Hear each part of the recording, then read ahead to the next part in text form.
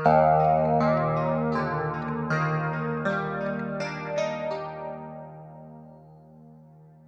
वालेकुम, आप देख रहे हैं दो फनकार। मेरा नाम शजील है। ग्राफिक डिज़ाइन की प्रीवियस असाइनमेंट्स के अंदर लेसन्स जो हमने डिस्कस किए थे उसके अंदर हमने 3 अभी तक एलिमेंट्स डिस्कस किए। एलिमेंट्स डिज़ाइन की डिस्कशन के अंदर, जिसके अंदर लाइन, शेप और टेक्सचर हमने डिस्कस किए हैं। आने वाले जो हमारे लेसन्स हैं उसके अंदर जो एलिमेंट्स हम डिस्कस करने वाले हैं वो ग्राफिक डिज़ाइन के अंदर सबसे ज़्यादा पावरफुली कम्युनिकेशन के रेफरेंस से यूज़ होने वाले एलिमेंट्स हैं। इनका यूजेज जो है वो बहुत ज़्यादा इम्पॉर्टेंट है और उसकी जितनी ज़्यादा इन डेप्थ नॉलेज होगा हमें एज ग्राफिक डिज़ाइनर उतना ही अच्छा हम इसको प्रैक्टिस कर सकते हैं। आज हम जिस डिज़ाइन एलिमेंट के ऊपर बात करने जा रहे हैं ये है स्पेस। इसकी डेफिनेशन आई डोंट थिंक मुझे बताने की ज़्यादा ज़रूरत है। अगर हम डिटेल से देखें कि स्पेस क्या है तो इसकी एक बड़ी बेसिक सी डेफिनेशन है। एनी एरिया जिसको कोई ऑब्जेक्ट कवर करे या उस ऑब्जेक्ट के अंदर कोई एरिया ऐसा है जो एग्जिस्ट करता है उसको हम स्पेस बोल सकते हैं। स्पेस 3D में भी एग्जिस्ट करती है, 2D में भी एग्जिस्ट करती है। यहाँ पर हम स्पेसिफिकली ग्राफिक डिज़ाइन के रेफरेंस से स्पेस के ऊपर बात करने वाले हैं कि स्पेस का क्या रोल है ग्राफिक डिज़ाइन के अंदर। स्पेस की टाइप्स के ऊपर पहले हम बात करते हैं कि कितने टाइप की स्पेस होती है। स्पेस ग्राफिक डिज़ाइन के अंदर 2 टाइप की है मेजर, जिसे हम नेगेटिव और पॉजिटिव स्पेस बोलते हैं। आने वाले स्लाइड्स के अंदर मैं आपके साथ शेयर करूंगा कि किस तरह से स्पेस को ग्राफिक डिज़ाइनर्स यूज़ करते हैं और अपने मैसेज को ज़्यादा बेहतर तरीके से कम्युनिकेट करते हैं। टाइप्स ऑफ स्पेस के ऊपर पहले हम देख लेते हैं कि बेसिक लेवल पे अंडरस्टैंड कर लेते हैं कि किस तरह से नेगेटिव स्पेस और पॉजिटिव स्पेस जो मैं बात कर रहा हूँ उसका मतलब क्या है मेरे नज़दीक।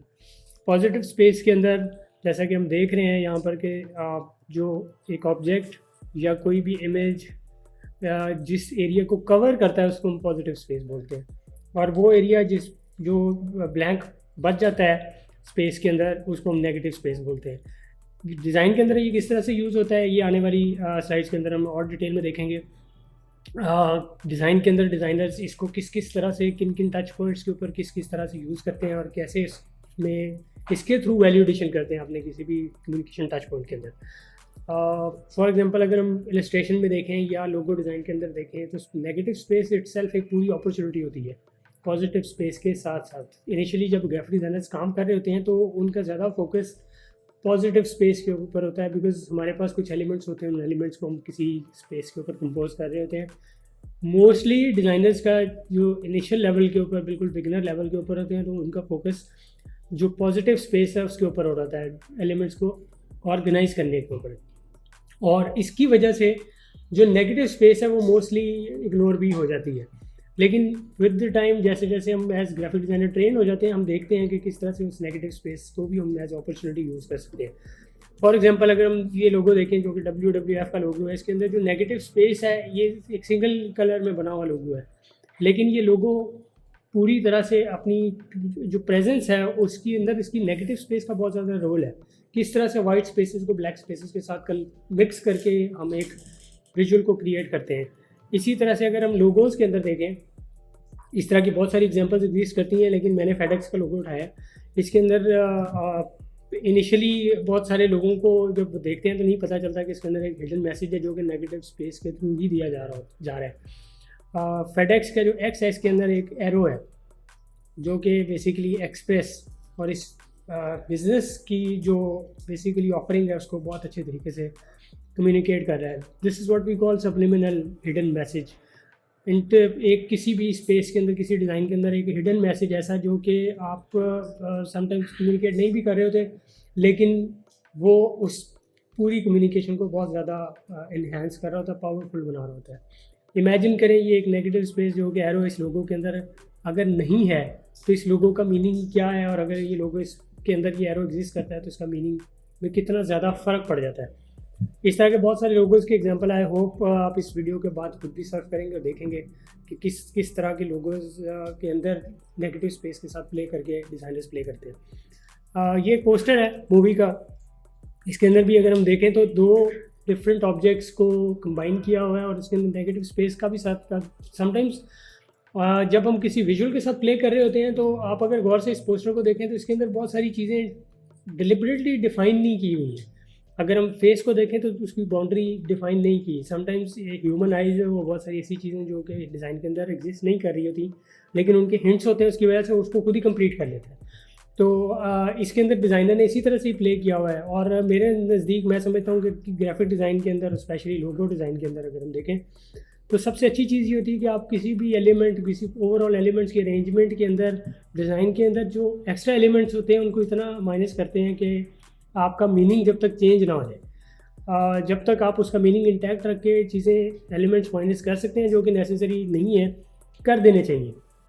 इसी तरह से ये दैट्स वाई जो नेगेटिव स्पेस है वो प्ले करती है। उसको जब आप कंसिडर कर देते हैं ना, when you done with your design, और आप उसको दोबारा से एक बार डिज़ाइन ऑडिट करें और देखें कि उसके अंदर कौन सी ऐसी स्पेसेस हैं जो कि इस डिज़ाइन के अंदर वैल्यू एडिशन कर सकती हैं, उनको ज़रूर यूज़ करना चाहिए एज अपॉर्चुनिटी। इसी तरह इस पोस्टर के अंदर हो रहा है, बिल्कुल वाइट के ऊपर 2 कलर्स के ऊपर ये पोस्टर डिज़ाइन हुआ हुआ है, लेकिन इसके अंदर जो मैसेज है वो बहुत क्लियर है।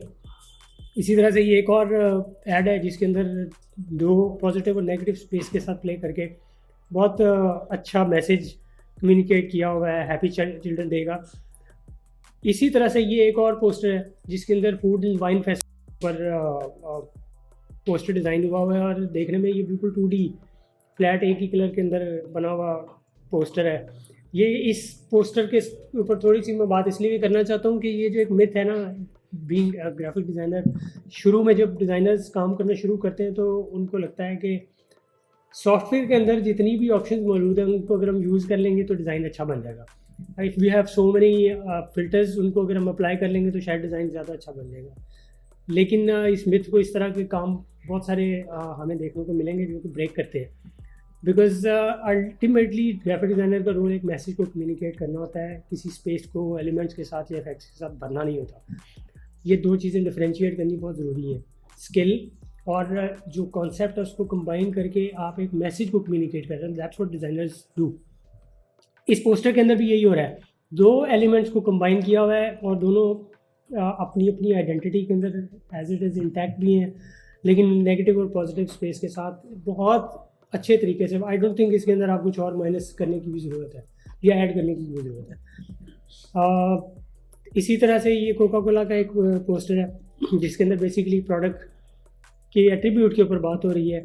इसमें नेगेटिव स्पेस के ऊपर भी के साथ प्ले करके एक मैसेज को कंबाइन किया। और आप देखें अभी रिसेंट टाइम में जितनी भी आप कम्युनिकेशन देखेंगे, जितने भी ज़्यादा अच्छा डिज़ाइन वर्क आप देखेंगे, उसके अंदर आपको मिनिमलिज्म नज़र आएगा। आई एम नॉट सजेस्टिंग कि आपका काम मिनिमल ही होना चाहिए, आई एम सजेस्टिंग मिनिमलिज्म का मेरे यहाँ पर बोलने का मतलब ये है कि जब आप किसी डिज़ाइन के अंदर कोई ओवरऑल प्रैक्टिस कर रहे होते हैं किसी कम्युनिकेशन टच पॉइंट को डिज़ाइन करने के अंदर, तो उसके अंदर आप जो एलिमेंट्स ऐसे हैं जो कि आपके को लगता है कि जिनकी ज़रूरत नहीं है, नेसेसरी नहीं है, उनको माइनस कर देना बेहतर होता है। अगेन एक और अच्छी एग्जांपल है ये कोका कोला की, और इसमें मुझे सबसे ज़्यादा पसंद ये है कि उन्होंने लोगो भी यूज़ नहीं किया इसके अंदर। समटाइम्स ब्रांड के अंदर आइडेंटिटी का एक पावरफुल हिंट एग्जिस्ट करता है जिसको आप बगैर लोगो को यूज़ किए भी कम्युनिकेट कर देते हैं। Nike is the best example. Coca Cola के केस के अंदर भी ये जो एक वेव है ये बहुत ज़्यादा रजिस्टर्ड हो चुकी है। लोग इसको रेड कलर और इस वेव को जब देखते हैं तो खुद ही आप रिकॉल कर लेते हैं इसको कोका कोला के साथ।